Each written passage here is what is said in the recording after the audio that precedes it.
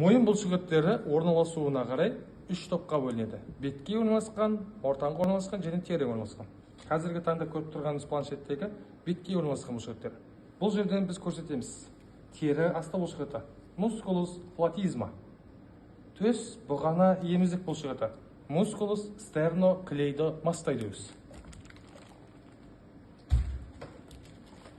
Келесі планшетте мойынның ортаңғы топ бұлшықеттері.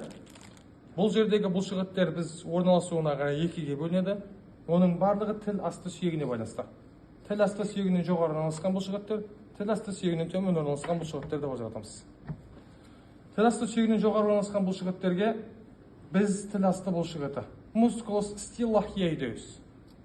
Мына қос қарыншалы бұлшықет, мускулус дигастрикус. Мына жақ тіл асты бұлшықет, мускулус милахиейдеус.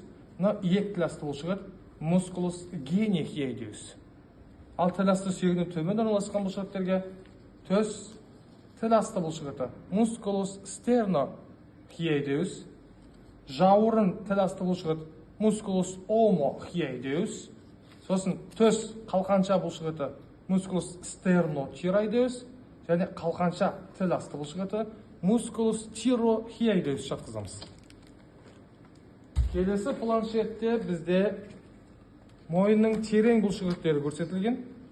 Бастың ұзын бұлшықеті мускулус лонгус капитис, мойынның ұзын бұлшықеттері мускулус лонгус коли, алдыңғы ортаңғы артқы саты бұлшықеттер мускулус скалени антериор, мускулус скалени медиа, мускулус скалени постериор жатқызамыз.